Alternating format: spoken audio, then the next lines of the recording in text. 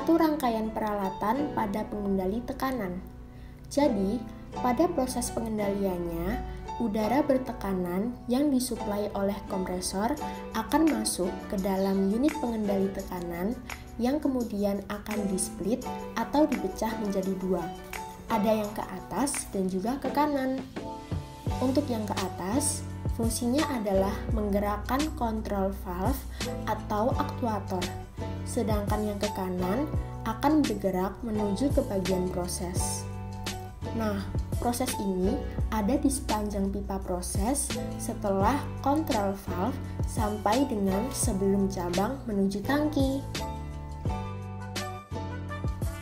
Untuk variabel proses yang terlibat ada 3, yaitu yang pertama ada input variabel yang meliputi MV, yaitu laju alir udara menuju pipa proses, dan disturbance, yaitu laju alir udara keluar melalui V6. Yang kedua, ada output variabel meliputi PV, yaitu tekanan udara sepanjang pipa. Dan yang terakhir ada set point meliputi SP, yaitu nilai tekanan udara sepanjang pipa yang dikehendaki. Dan untuk tipe final control elemennya yaitu tipe air to close atau ATC. Input variabel akan mempengaruhi nilai output variabel atau tujuan pengendalian yang meliputi PV.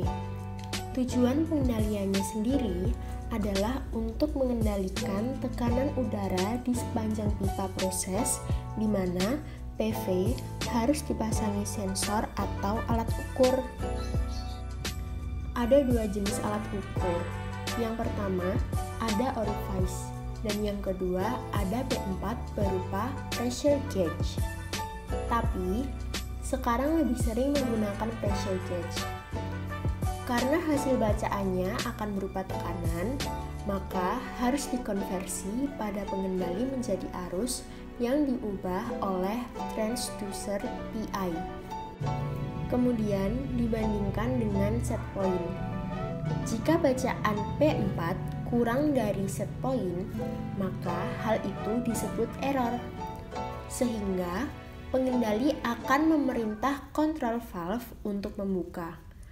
Perintah ini yang sebelumnya berupa sinyal arus harus diubah lagi menjadi tekanan dengan LP. Karena tipenya adalah air to close, di mana semakin diberi tekanan malah semakin tertutup, maka pengendali harus menurunkan sinyal supaya suplai udara yang menggerakkan kontrol valve bisa dikurangi.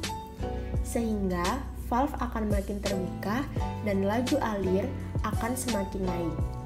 Akhirnya, tekanan di P4 akan naik dan bisa sama dengan set point.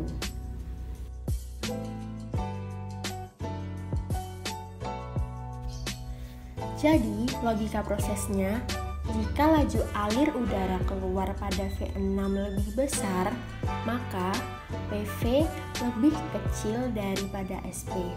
Sehingga, laju alir udara menuju pipa proses juga semakin besar. Sedangkan, jika laju alir udara keluar pada V6 lebih kecil, maka PV akan lebih besar daripada SP, sehingga laju alir udara menuju pipa proses juga akan semakin kecil.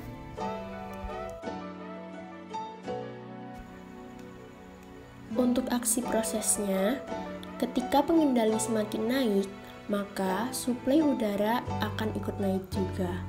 Karena tipenya air to close, maka semakin naik sinyal manipulated variable, akibatnya valve akan makin turun dan PV juga semakin turun. Untuk lebih jelasnya, bisa dilihat pada gambar air to close. Nah, untuk arah sumbatnya berkebalikan seperti ini. Udara bertekanan kompresor masuknya lewat atas dari sini. Sedangkan untuk udara bertekanan prosesnya akan masuk melewati sebelah kiri. Kemudian, agar sumbat bisa terangkat, maka yang harus dilakukan adalah tekanan udara dari atas harus dikurangi. Sedangkan untuk aksi pengendali berkebalikan dengan aksi proses. Kenapa?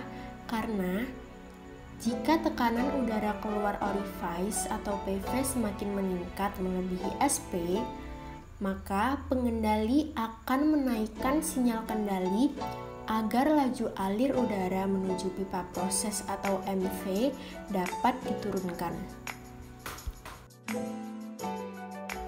Sekian video penjelasan mengenai pengendali tekanan dari saya. Terima kasih.